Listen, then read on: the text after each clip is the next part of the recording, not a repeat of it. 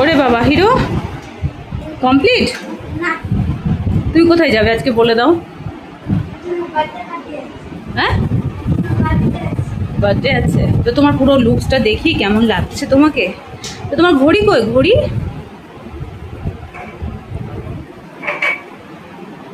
দেখি দেখি তোমার ঘড়িটা।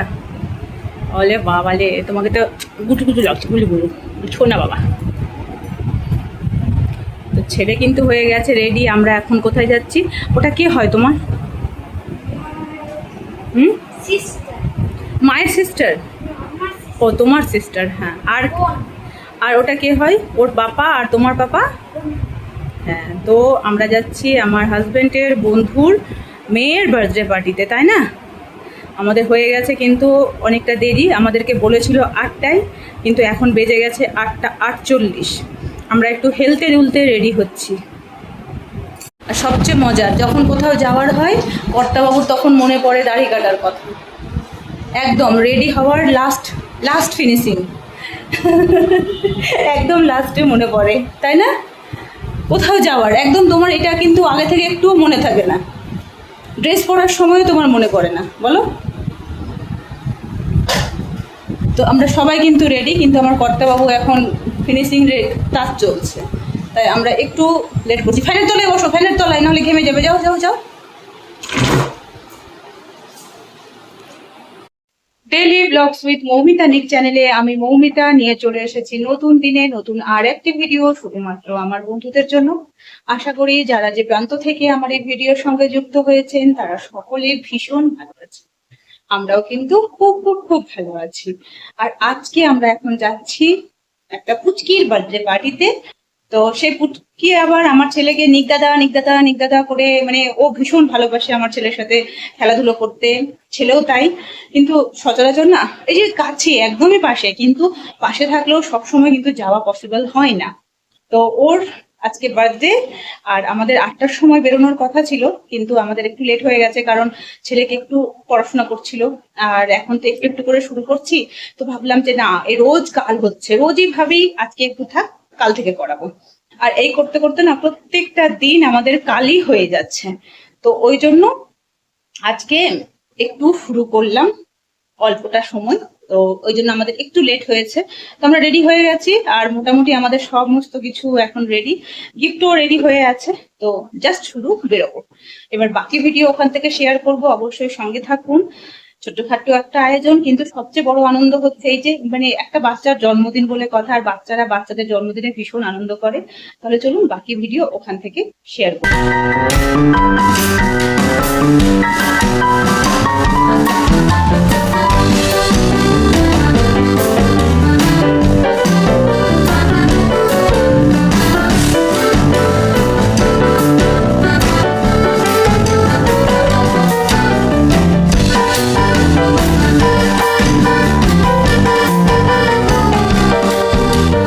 এখন ঘড়িতে বাজে 10টা 40, আর 10টা 40-এ আমরা চলে এসেছি।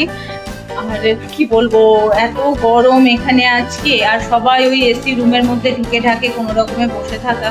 তো সেরকম কোনো ভিডিও, এই খাওয়া দাওয়ার ভিডিও শেয়ার করতে পারলাম না, কারণ আসলে কি হয়, অনেকদিন বাদে এতজনের সাথে দেখা হয়, তো অনেক গল্প থাকে বাচ্চাদেরকে নিয়ে, ওরা একদিকে হই হুল্লোড় করছে, আমাদের গল্প ছিল অনেক।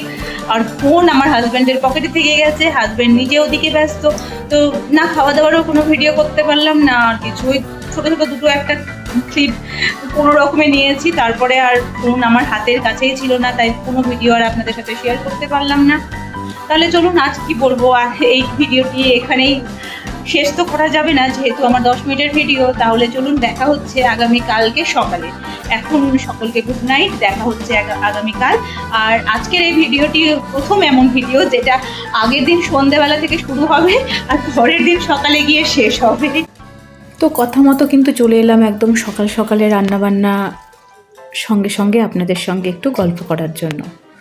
আসলে কালকের ভিডিওটা সত্যি, ওই যে লাস্ট কথাটা একটাই ছিল যে কালকের ভিডিওটা, মানে কাল থেকে শুরু হওয়া আজকের এই ভিডিওটা আমার একদম প্রথম ভিডিও, যেটা আমার 2 দিন ধরে চলবে, আগের দিন বিকেল থেকে পরের দিন পর্যন্ত। তো বন্ধুরা, আশা করি আপনাদের আজকের ভিডিওটিও ভীষণ ভালো লাগবে, কারণ আমার ভিডিওতে আপনারা কিন্তু শুধু যে একটি ব্লগ ভিডিও দেখছেন তা না, আমার ভিডিও থেকে আপনারা অনেক কিছু জানতে পারবেন। সবচেয়ে ভালো হচ্ছে এই যে বিনা তেলের রান্নার ভিডিও। আজকে যেটা রেসিপিটা আপনাদের সাথে শেয়ার করছি সেটা হচ্ছে একদম লাউয়ের তরকারি, যেটা আমি একদম বিনা তেলে রান্না করব। আর আপনাদের সাথে কথা বলতে বলতেই কিন্তু মুগ ডালটা আমি বিনা তেলেই ভাজলাম, একদম আঁচ কমিয়ে। আর সত্যি কথা কি বলেন তো, যখন এই বিনা তেলের রান্নাগুলো করবেন না, আপনাকে একটু আঁচ কমানো আঁচ বাড়ানো এটা কিন্তু খুব ভালোভাবেই মেনটেন করতে হবে। আর ওইদিকে আজকে রান্নাবান্না করেই তো গেছিলাম ছেলেকে স্কুলে রাখতে। আসার সময় টোটোটার একটু ডিস্টার্ব ছিল, তাই দাদাকে বললাম যে আমাকে আর নিয়ে যেতে হবে না, আমাকে রাস্তায় নামিয়ে দেন, আমি আজকে একটু হাঁটতে হাঁটতেই যাই। আসলে আজকে ওয়েদারটা ভীষণ সুন্দর। আর এই ছেলেকে স্কুলে রেখে বাড়ি ফিরে এলাম, আর এখন হচ্ছে প্রচুর কাজের চাপ। আজকে এত গরম, আবার কে এলো, একটুও বসার উপায় নেই, সারাদিন এই চক্কর কাটো। দেখি কে এসছে, তারপর আবার আসছি। আমার দুধ এসেছিল, তাই আমাকে যেতে হলো। যাক ভালো হয়েছে, আমি বাড়ি ঢুকলাম আর দুধ এসছে। আমার সব কাজ এখনো পড়ে আছে, কখন যে কি করবো। আর আজকে মনে হয় এখানে কোনো একটা পুজো আছে। এসে থেকেই শুনছি ঢাক বাজছে, কিন্তু দেখতে পাচ্ছি না কোন দিকে। শোনা যাচ্ছে, ভিডিওতেও মনে হয় শোনা যাবে সেই আওয়াজটা। এত বাজে গরম করেছে আজকে, মারাত্মক গরম, সকাল থেকে একদম গুমোট করে রেখেছে। সব ছড়ানো ছিটানো, কতক্ষণ যে কাজ কমপ্লিট করবো আজকে।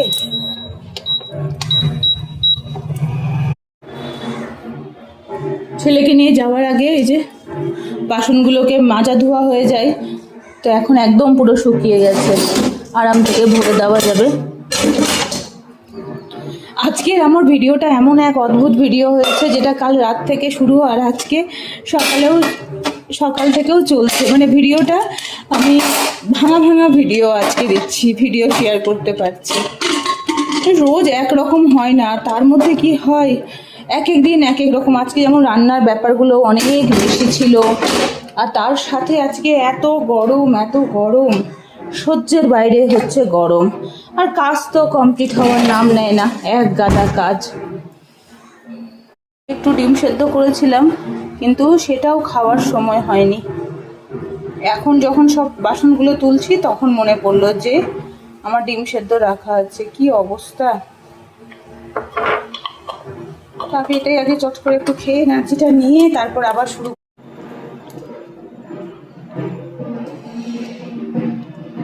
একবার মনে হচ্ছে ঢাকের আওয়াজটা এদিক দিয়ে আসছে, একবার মনে হচ্ছে ওই দিক দিয়ে আসছে। জলটা খেয়ে এবার আমাকে ঘরগুলো পরিষ্কার করে নিতে হবে। সকাল থেকে যতই সকালে উঠি আর যতই রাত্রে ঘুমাতে যাই, কাজ করতে হবে আর শরীরকে চালাতে হবে। সব ঘরের যা এখন অবস্থা, যেখানে যেটা জিনিস আছে সব ছড়ানো।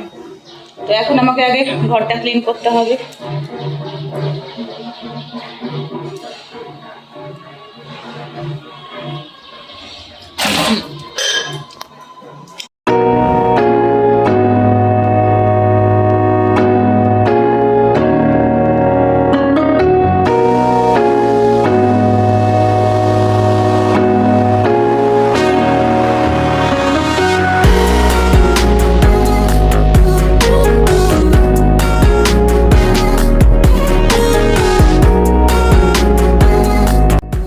সাজানো গোছানো বাড়ি দেখতে কিন্তু ভীষণ ভালো লাগে।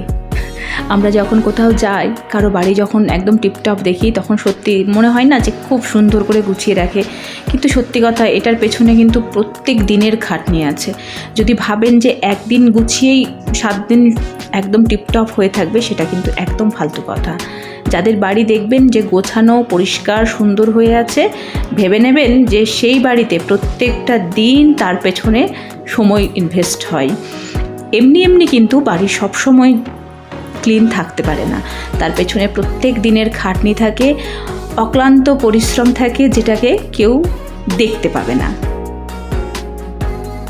আর এই কাজের দামও সহজে পাওয়া যায় না, কিন্তু নিজের ভালোবাসা, নিজের ভালো লাগা, নিজের ভালো থাকাটা নিজের হাতে। তাই নিজেকে ভালো রাখতে হবে। আর আমার যেটা ভালো লাগে, আমার সেটা করতেও ভালো লাগে। তাহলে চলুন আজকের মতো এখানে ভিডিও শেষ করছি। আবার নতুন দিনে চলে আসবো নতুন আরেকটি ভিডিওর সাথে। সকলে সুস্থ থাকুন, ভালো থাকুন, টাটা বাই।